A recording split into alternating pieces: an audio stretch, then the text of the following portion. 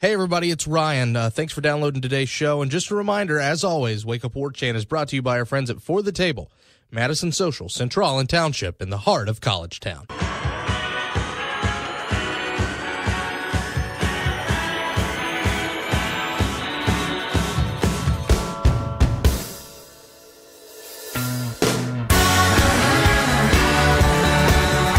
That's right, ladies and gentlemen, from Tallahassee to Thomasville and from coast to Atlantic coast, it's time to Wake Up War Chant here on 97.9 ESPN Radio, and it's a very happy Thursday morning, December the 21st, to you and yours. You're listening to the voice of Ryan Kelly. I'm the director of digital media at warchant.com. This is a pre-record because we had a long day yesterday, and we were able to talk to Mr. Michael Langston. We were able to talk to Mr. Ira Schoffel. You're going to hear both of them in their entirety, extended conversations. So I'm going to step out of the way right now. And yesterday, here's what we recorded with Mr. Michael Langston. Prediction for Jaden tonight? My prediction is FSU. That sound you just heard is Amari Gaynor calling his shot after he signed his letter of intent to be a Florida State Seminole.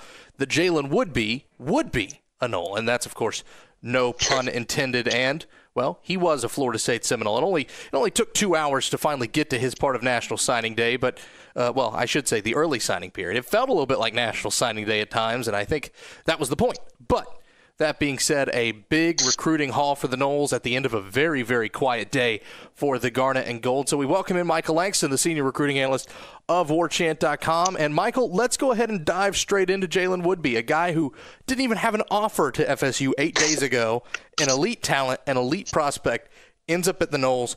Walk me through these last 8 days, how this happened, how this came to be, and why eventually Jalen Woodby signs the line to go to Tallahassee. Well, it is a funny story and kind of comical at certain parts. It first started where Woodby has actually reached out to me earlier this season. He was like, man, if I got an FSU offer, that's really want to go. And just we were chatting. And, of course, the old staff and Fisher, they didn't really want him and didn't really push for him. But then it was one night he said, I think Amari Gaynor was reaching out to him. Amari said, man, you need to come here. It's like, well, man, their dumb butt didn't offer me yet. So it's like, so then the next day he got an offer. He's like excited, and that's always been his dream school from when he was a little kid. I mean, he could sit there and tell you all the Florida State greats. So once that happened, it just started picking up steam, and then of course they set the official visit up, and he visited this past weekend. Everything was just hit off without a hitch, and really I think this weekend, I think he pretty much knew after this visit that was where he wanted to go. I mean, I think he knew that was his dream, and he already knew Taggart because Taggart had offered him at Oregon. So there was already a previous relationship there, and just everything clicked. And, he felt the same thing that, kind of the Taggart had preached to him when he offered, and the vision and the culture. And I think once he saw everything, I think after this weekend, he knew that was kind of the place that he was going to end up. It seems like it was an easy choice for both sides, Michael. You already mentioned it's his dream school.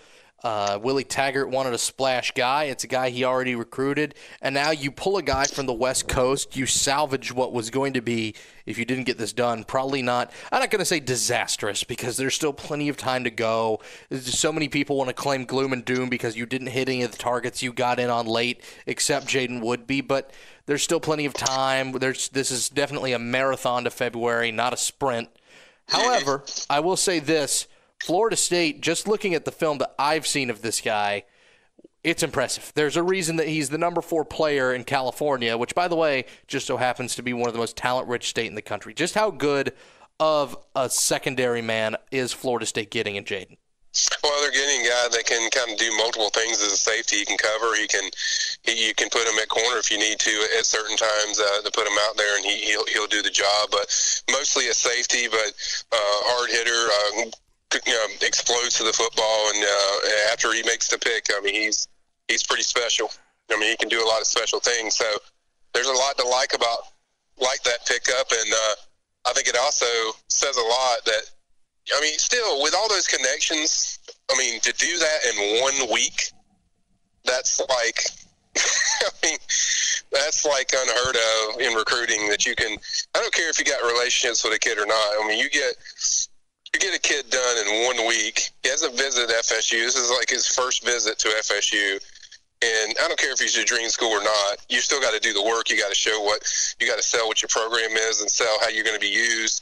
You still don't even have a defensive coordinator, and he still was able to pull that off. And it shows you a lot of things. Showed you today just how special Willie Taggart's going to be as an elite recruiter, because the fact that he took the Emory Jones thing down to the wire. We're talking about 1 minute we're here in Florida State, and he's ready to sign. He's calling them, and the next minute, Florida got the last call, and they worked on him and won him over. But I mean, you can just imagine Dan Mullen sitting in his office like, man, I did not expect it to be this tough, because you're talking about Dan Mullen, who has a 3-year relationship with this kid, and Taggart doesn't even have a relationship with Emory Jones, and he nearly pulled that off. So I think all these things that you see today, I think it kind of shows you, when this guy gets his staff, I mean, it's going to be scary how many guys he can pull from the Southeast and certainly from the state of Florida. And let's go ahead and talk a little bit more about not about Jaden Woodby, but about Emory Jones, who, you mentioned it. Dan Mullen has been after this kid for a long, long time. Mm-hmm. And by the way, Willie Taggart has not. It's been just about the same time as Jaden Woodby, it seems. And so he gets into this conversation late. He seems to be a guy that Taggart and company think can fit into his offense really, really well. Why did Florida eventually get it? Is it just as simple as them getting that last phone call, or did the relationship win out? Or what do you know about what happened over the last 48 hours? You walked us through the last 8 days with Woodby. Walk us through the last 48. Well, I think the relationship at the end was the big thing that he knows Dan Mullen. They go way back, and I think another big thing is too. I mean, you can't promise. Not that anybody promises starting positions, but you can't really offer what Florida can offer as far as immediate playing time. I mean, bottom line is Emory's going to have a chance to start right away, because they don't have anybody that can run the Mullen offense like that kid will, and it'll take some time. But I don't think FSU could do that when you have a guy like Francois. Assuming he gets healthy and he's ready to go, he's a guy that can certainly run that Taggart system. So there's no guarantee that you're going to be the guy, and who knows how long you'd have to sit out. Assuming how long DeAndre stays. So, and then I think that those two things played a big part in as far as the relationship. But let me tell you, this thing was really razor thin close. It was. I got a call from around 6 a.m. and somebody said, "Hey, Emory's getting ready to call Coach Taggart and from a source," and he made that call, and then later. I think Florida had some conversations with them, so they really this was really a close battle, and certainly tough loss, certainly, but when you magnify everything and you think about everything, you put everything together, it's a pretty amazing job that it was even like that you could nearly pull off a guy that talented and not have the relationships and not have all that stuff going for you, and so many things going against you, and still almost being able to pull it off. So that spoke volumes to me, Ryan, just when I thought about the day in general. That's what I thought about. I'm like, wow, that's pretty amazing, because not even Jimbo Fisher, I think, could do what I think Taggart did today.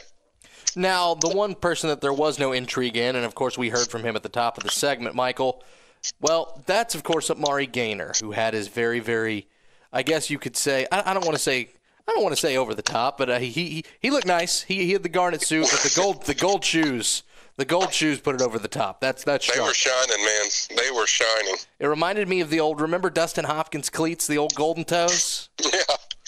That's what it reminded me.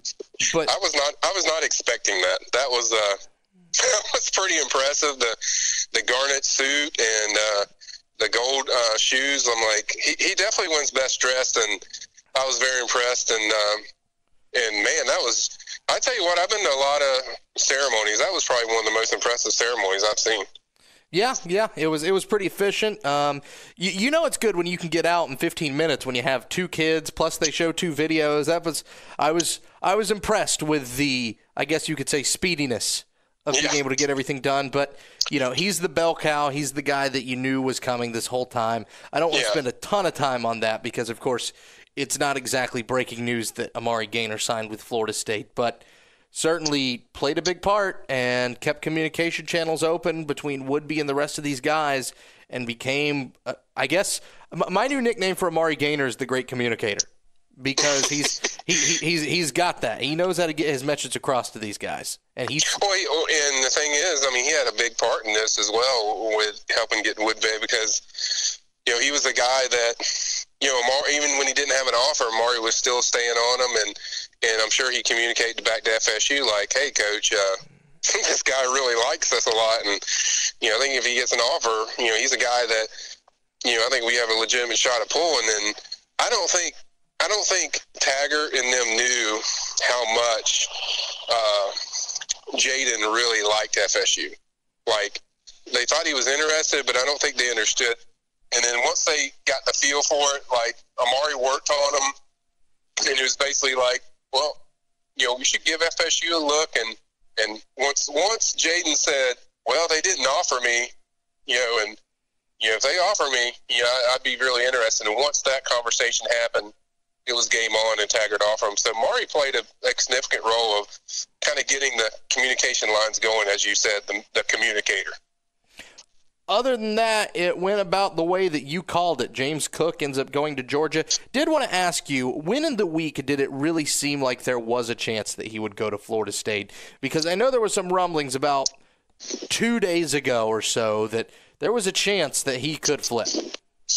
Well, I think it was just like, I thought it was, and I told people this, I thought it was significant that he visited, because that was a surprise and that was out of the blue. And I don't buy into these conspiracy theories that say, well, he was just doing Telly Lockett a favor.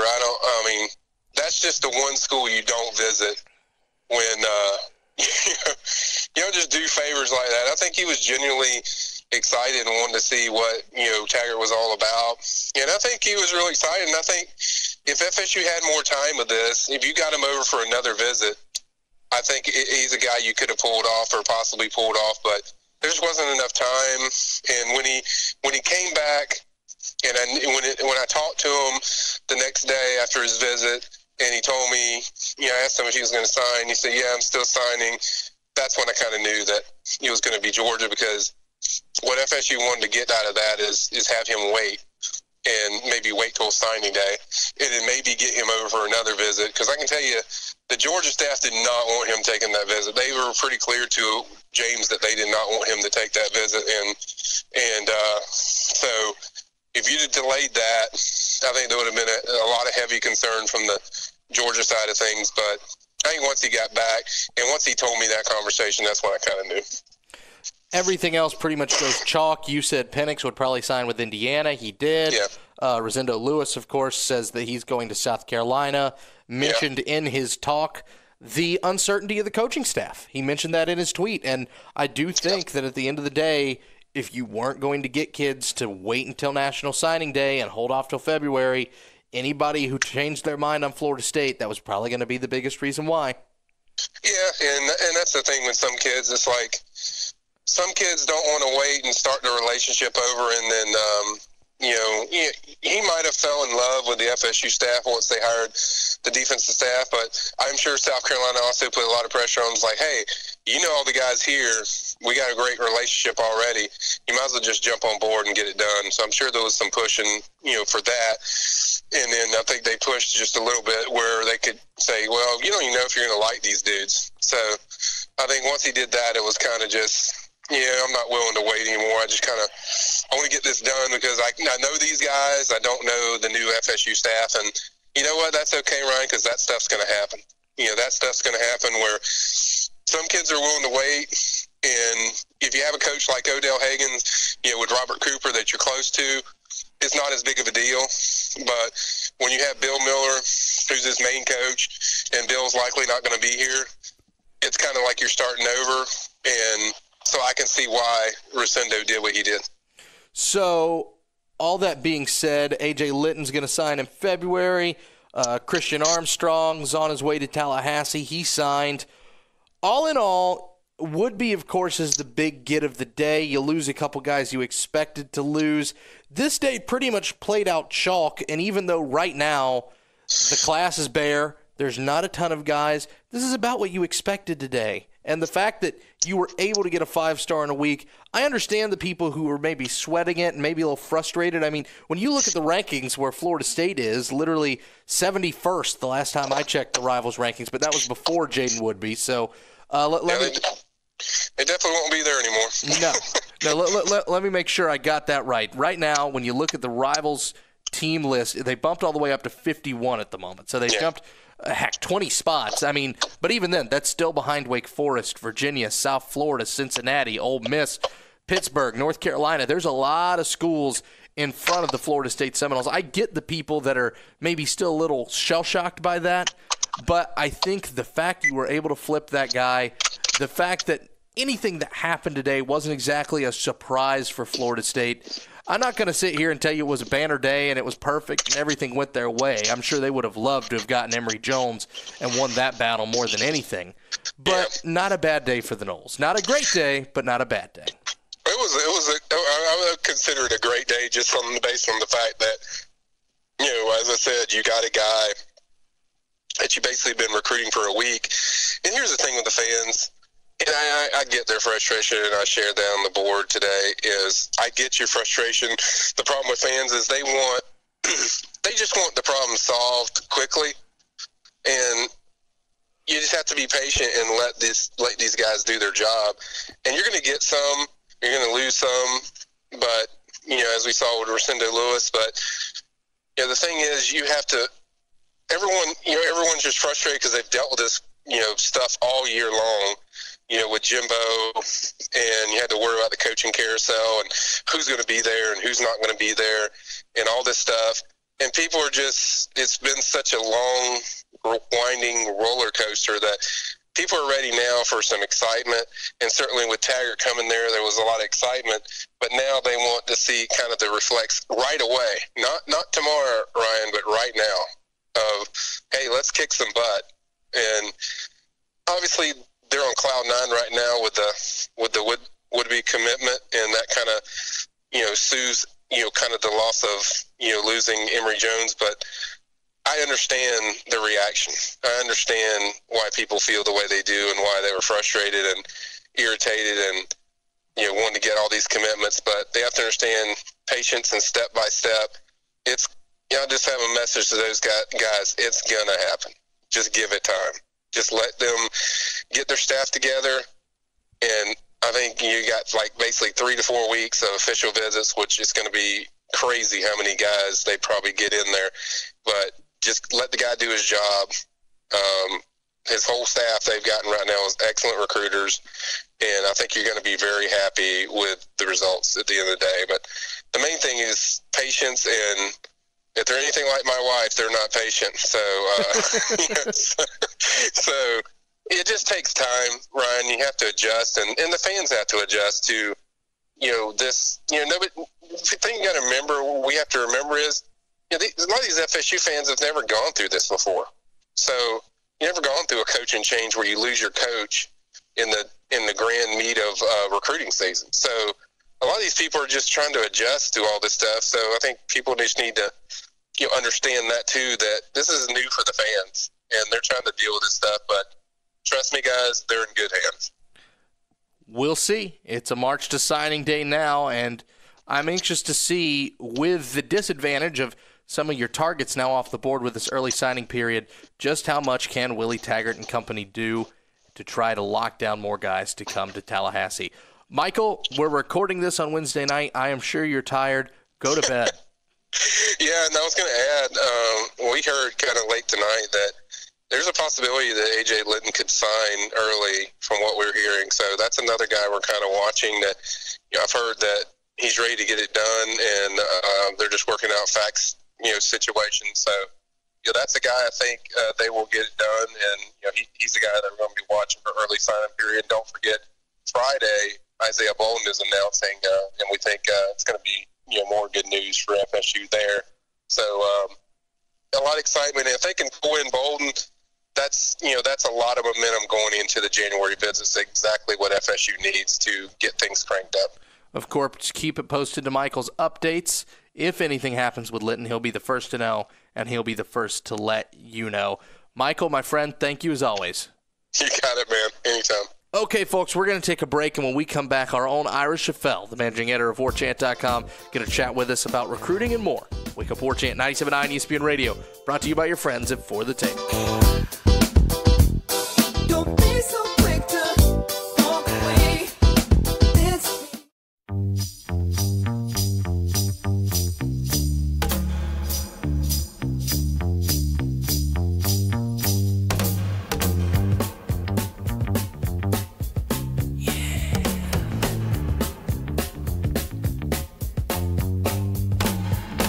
Welcome back. Wake Up WarChant, 97.9 ESPN Radio.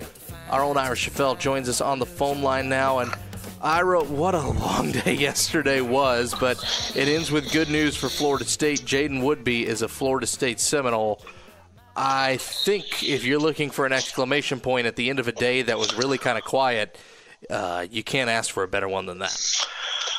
Yeah, I mean, it really kind of gave some sort of positive mojo to this recruiting class and to Willie Taggart. I mean, the guy was thrown into an untenable situation. I wrote a story or a column for the website about it. Just being stuck in basically with a recruiting class that was in shambles when Jimbo Fisher left, and basically getting 2 weeks before signing day, the early signing period, to kind of make the best of it. And he swung for the fences. He brought in a bunch of big-time recruits last weekend, a bunch of five-star guys that people didn't think they had a chance with, and they didn't get many of them. They didn't get James Cook. They didn't get Emory Jones, the quarterback that ended up going to Florida. They didn't get, three or four big-time guys that they were in the running for. They were all kind of long shots, but they ended up getting Jaden Woodby, like you said, five-star defensive back from California who, we didn't know much about him until about a week ago. That was when FSU first got involved with him. But you watch his film, and you can certainly see that the kid's got a lot of talent.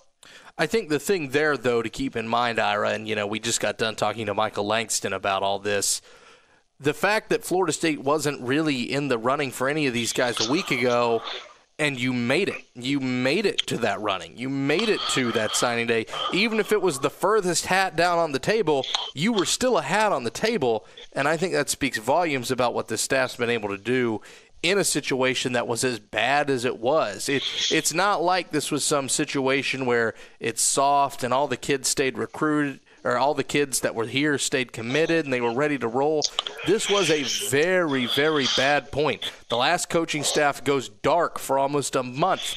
Kids don't talk. When Amari Gaynor, who was as locked down a Florida State guy as you could ever ask for, a hometown kid whose dad played here, when he's telling us yesterday, I was talking to different schools, I was interested in different places, I think that tells you all you need to know about the level of communication that was going on in the last month and a half of the Jimbo Fisher era. And the fact that Taggart was able to come in, able to lock things down the way he did, and even get Florida State's name in the running for a couple of these guys, even a couple that they were out of, that they'd already been eliminated from, like James Cook, I think is something that, listen, you don't get participation trophies in recruiting. You don't get to have the guy every other week if you come in second place. But the fact that you're in those fights is something nice to take away. And the would-be signing at the end of the day also gives you a little bit of momentum headed into February, like you said. Yeah, and it's so hard for people to watch it happen, though. During the course of the day,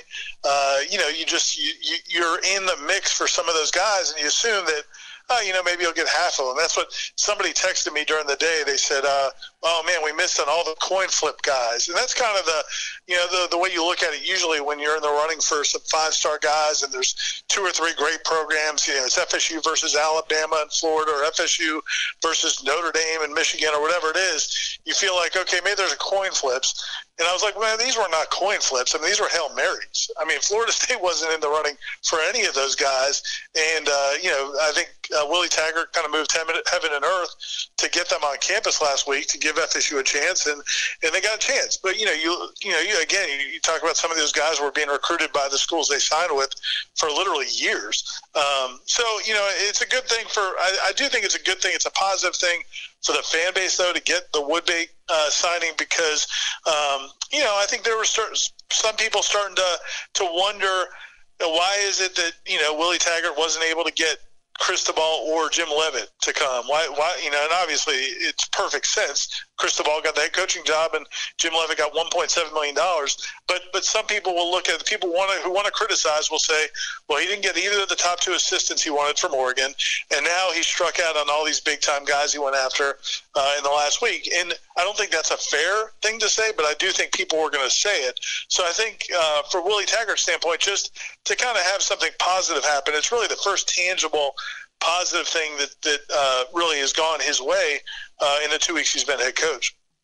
One other thing that's gone his way, he did get somebody from the Oregon staff yesterday, and that's Raymond Woody. There's no surprise there. Dan Wolken reporting he's going to be the linebackers coach at Florida State, and supposedly he's joining right away. And I know we talked a little bit about that yesterday on the show, but I didn't get a chance to pick your brain about it. How important is it to get another guy on this staff?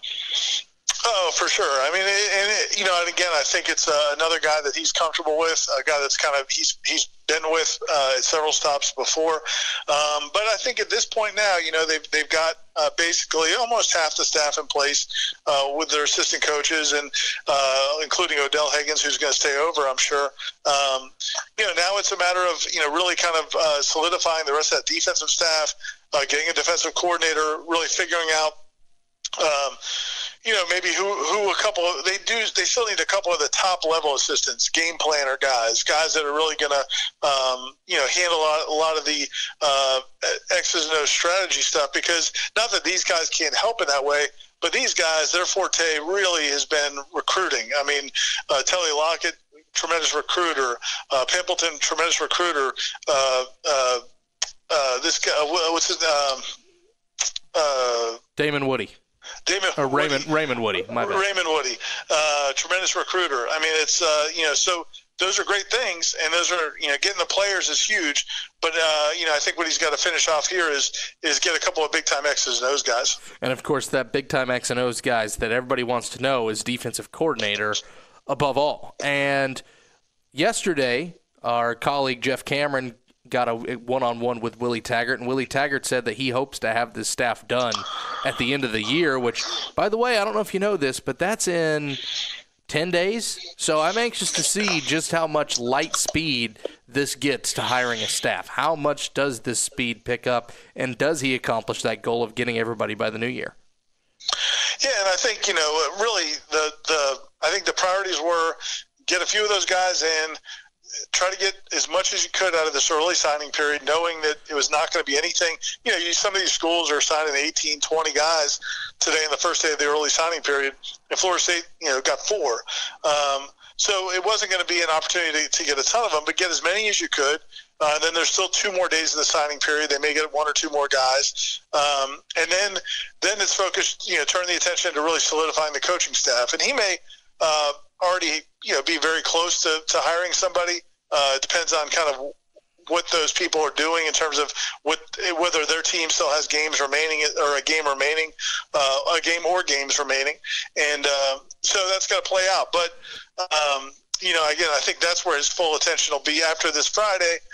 For sure, I think his full attention will be filling out that staff, because then you've got about a month, 6 weeks to really go after it again to, get things in place for that final signing period. Ira, I thought about asking Michael about this, but I figured I would because it pertains to your boy, Kirby Smart, who has pulled in – this class that he's pulling in is starting to remind me of that class that Jimbo Fisher pulled in his second year at Florida State, that 2011 class that was just so talented. Kirby Smart has pulled together the most monster class, and I will give you all the credit. Even after they had such a rough year last year, you stuck to your guns and said, it's going to go pretty well for Kirby. And I'd say, especially on the trail, he got validated today. Oh, man, yeah, they killed it. And it's one of those things where, I think it's getting the momentum of some success on the field, like you said, like Jimbo did. Jimbo having that big 2010 season right off the bat, like performing better than expected, having the nice bowl game. They just kind of got some momentum going with the early start. Sometimes as a first or second year coach, you really got to have some success to keep selling the vision. And like you said, Kirby, I just remember I was thinking about it today, during the early signing period, first day, I was thinking about how just remembering him as a GA here in Tallahassee for Mickey Andrews, and he was a tremendous recruiter, even though he couldn't go on the road at the time. I remember Tony Carter and some of the guys, Jamie Robinson, I think, some of those guys who came in on visits, they really connected with Kirby Smart. He was a vital part of signing a lot of those guys. And I know when Kirby left, Tony Carter was really upset because Kirby got a full-time job at LSU under Nick Saban at the time. And I remember Tony and some of the guys were upset because they really connected with Kirby. And Mickey Andrews gave Kirby a lot of responsibilities, even though he was a GA here. And so, yeah, it's kind of neat to see him have the success from somebody the fact that you got to know him way back when. For, I think, Florida State fans and everybody in the SEC, most people are not real happy to see that class that they put together.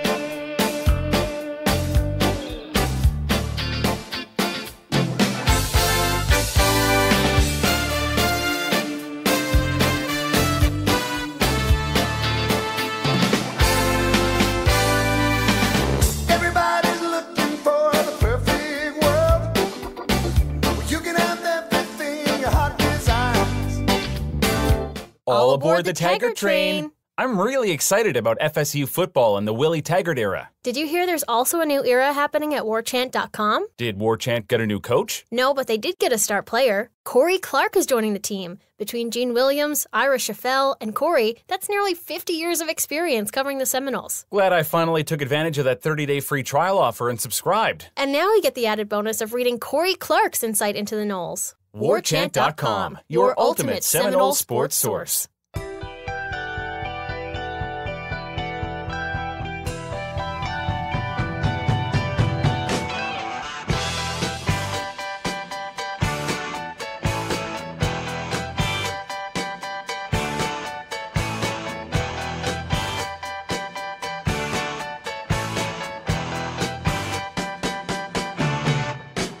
All right, let's switch gears a little bit from recruiting to on-the-field stuff. Of course, Willie Taggart is going to address the media today for the second time as head coach of the Florida State Seminoles. We're going to talk a good bit of recruiting with him because of the early signing period. But what are you hoping to get out of this chat with Willie, Ira?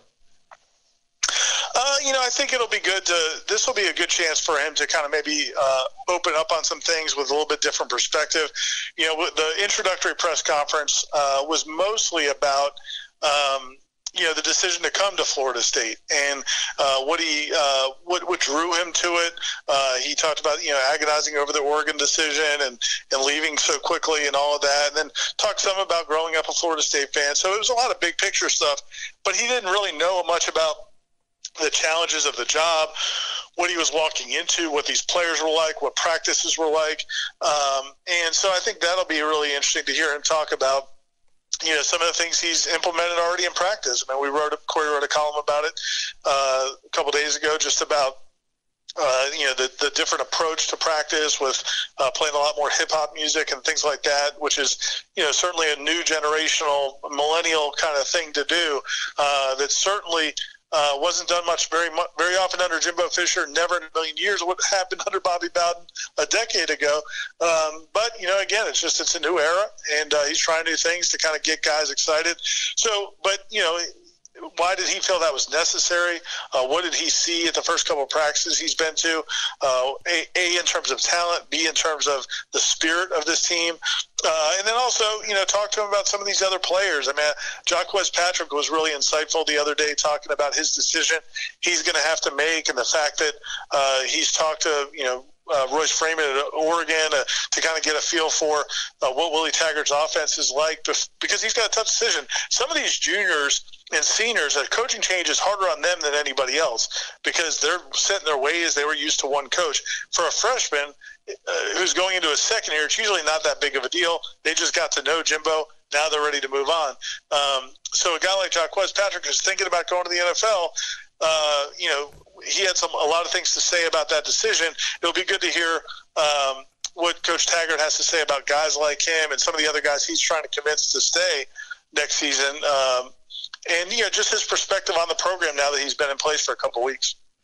I believe it was Matt Deggs, the head baseball coach at Sam Houston State during the Super Regionals. I believe it was him. I want to say it was either him or it was Greg Lovelady, the head coach at Central Florida, said something that really stuck with me when we were covering baseball over the summer, Ira, and that's that first couple practices, that first year can be so crucial to a head coach's success at any program because it's about getting the guys you didn't recruit to buy in. Because if you don't get that, if you don't get those juniors and seniors, then your first 2 seasons can be a wash until you completely get your guys in. And even then, they've set a culture of not listening to you, and sometimes that can rub off on the guys that you've brought in. So I agree with you. I think it's incredibly important that this first couple practices and these first interactions have seemed to be so positive. From what we heard from the players just a couple days ago, they seem to respond to what's going on right now, and you need that more than anything as a head coach, because if you stumble out of the gate at a program like Florida State, it's really hard to get back up. Yeah, and every situation brings different challenges and different opportunities. You think back to when Charlie Strong went to Texas, he went in there and man, they weeded out everybody. Basically, his approach was, I'm going to get rid of all these guys who aren't my guys. I don't know if you remember that first year, man. Yeah. He was constantly kicking kids off the team, which, okay, that you can do that, but it's going to really – you need a commitment from the administration because you start losing that amount of talent, that many people. If you can't convince them to buy in and you've got to get rid of them, that's fine. And people will support you, but if you can't win games after a couple of years, they're going to start asking questions and getting mad about the fact you ran everybody off. And so when you've got a team that's bereft of talent, you can do that. You can run guys off because those guys weren't going to help you win anyway. But Jimbo Fisher will have plenty of talent here. So it's going to be really important for Willie Taggart to really get those guys to buy in, because he can't just run off 8, 9, 10 guys and have that affect the next season or two, because people are going to say, man, you had plenty of talent. You should have made it work with the guys you had instead of, basically, starting from scratch. Everybody seems to respond to what's going on right now, except Alec Eberle said he wants a little bit more country on the playlist. And here's the thing. I'll give you a little bit of rock. I will give you a little bit of rock, Alec. But I don't know. Maybe I'm wrong here. And Twitter or the Tribal Council or somebody, when I'm working out or doing something physical, I don't know. Country's not exactly the genre that gets me amped. I was thinking about that when he was saying it, and I was thinking maybe a country boy could survive. Maybe that might get me going. Yeah, That's a song that kind of gets me a little bit fired up. But no, for the most part, no, you're right. It certainly couldn't be any of the. No disrespect to the guys in Florida Georgia Line, since that's the FSU connection there. But it certainly can't be any of the pop country breaking out of practice, unless it's one of the ones where Nelly made a cameo appearance. And the thing is, that's what I'm assuming he's talking. A couple Hank Williams Jr. songs and some Southern rock, of course. Maybe a little 38 Special, a little Skinner. I can get behind that. But yeah, but the poppy twang country pop, I can't see it. But a little bit more rock, sure. I will most certainly give you that. I know our friend Corey Clark is quite adamant that Bon Jovi needs to be added to the playlist. But in all seriousness, though, the Eberle one is interesting because I'm not going to put words into his mouth, but I did get the impression that of all those guys, he might have been one that was like, we didn't need all this, And again, I'm not speaking for him, but he didn't seem to, not just the flavor of the music. He made a couple comments about, I guess if you need this, we don't, I don't know that we needed it. So, there's going to be some older guys. I bet you there's some older guys who are kind of like, what is all this? We're here to practice. We're here to work. And, so it'll be interesting to see how that all plays out. I would bet if they were all being honest, it's not 100% approval rating. And I will also say this. When it comes to Eberle and it comes to some of those guys, I think it's not even necessarily seniors and juniors, but that offensive line for years has been taught a very straightforward, down-to-business approach. I mean, how weird is it for Rick Trickett to walk into a practice where Kendrick Lamar is being played over the loudspeakers? Yeah, exactly. I mean, I just think that's got to be – and is he rolling his eyes? when he's walking onto the practice fields, or is he ignoring it? I don't know. I think Rick Trickett's a pro. I'm sure he's trying to go along with the program. But yeah, I think that one position group of all is probably a little bit. Maybe they're spending a little more extra time inside the indoor practice facility to kind of keep away from it a little bit. Well, the good news for Willie Taggart is it just so happens to be the one position group that, if it could use any help on the offensive side, it would definitely be them. Yeah, that's true. It's hey, look, I mean, I think that this whole thing is going to be interesting, and I think that to the point, it's none of this is going to be an overnight thing. This is going to be a gradual transition in terms of what offense they ran, in terms of what offense they run, which players are better suited for it, players getting used to the coaching staff, players getting used to what's expected of practice. This is going to be something that's going to be interesting to watch throughout all spring and then into the preseason, because Jimbo kind of carried on a lot of Coach Bowden's practices in terms of scheduling and things he did, certain traditions and things like that. He did stay true to a lot of those traditions, and we don't know. Will Willie Taggart maintain those, or is he going to really put his stamp on all of that? And then it's watching the players kind of adjust to all of that. Yeah, that's going to be fascinating to see more than anything. Hey, Ira, we only got a couple more minutes, but before we go, Florida State's got a basketball game at 2 p.m. Are you just looking for them to have a pulse before they go into break? Because after that Monday game, I think people are just looking for something to wash the taste out of their mouth. Yeah, and especially after, the Oklahoma State game, they did not play particularly well. And Coach Hamilton did talk about that after the game a little bit. A lot of us didn't write a lot about that game because it was against an overmatched opponent and it wasn't a very good performance. But I think there's something to be said for, this time of year, finals time, school's out now. A lot of their friends have gone home. They're the only ones on campus. You rarely see a team's best effort at that time of year. So, I agree with. I think that you just want to see them play with effort, play with energy, and just take care of business because they definitely didn't do that. It was a 2-point game the other day at halftime, which was kind of ridiculous. So, let's see them get off to a better start and kind of take care of business, get the younger guys in the game, and then get ready for ACC play. And get ready to play 4 really tough games to start the year, except who knows, this North Carolina game, they lost to Wofford last night. I don't know if you saw that.